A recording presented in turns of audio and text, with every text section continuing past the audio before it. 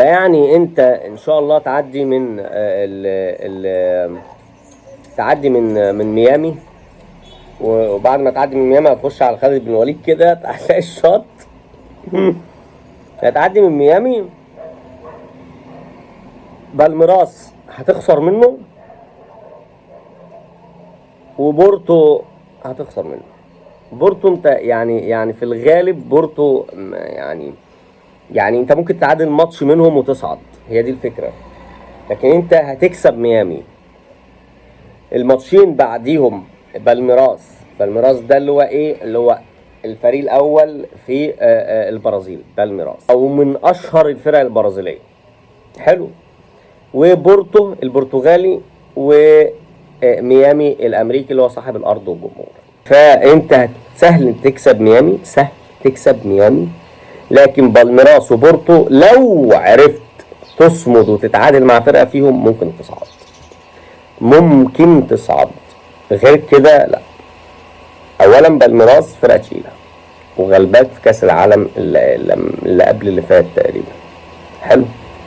وبورتو فريق برتغالي، واغلب الفرق البرتغالي التكتيك بتاعهم عالي، واللعب بتاعهم كويس.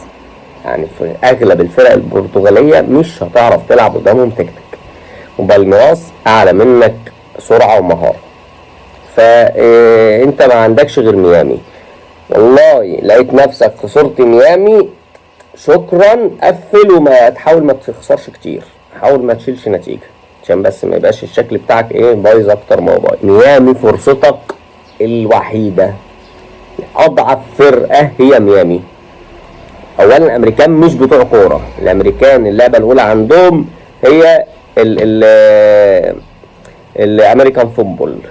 اللعبه الثانيه برضو مش كره القدم، هي السله. فالامريكان، واللعبه الثالثه الرجبي عشان تبقى فاهم. الامريكان مش بتوع كره قدم. حلو. الفرقه ميامي فاضيه، الشط فاضي، ميامي الشط فيه فاضي. فانت لو ما كسبتش في ميامي هتاخد على قفاك في بقيه الشطوط كلها، في كليوباترا بقى، وهتاخد على قفاك في ابو قير. وبص من اول سيدي بشر سيدي جابر لحد ابو قير هتاخد على قفاك لو انت ما كسبتش في ميامي.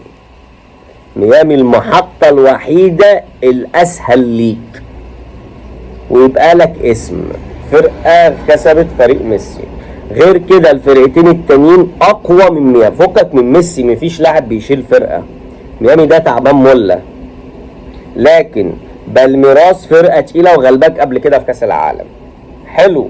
وانت برضو كنت غالبها ماتش قبليه بس من زمان بقى.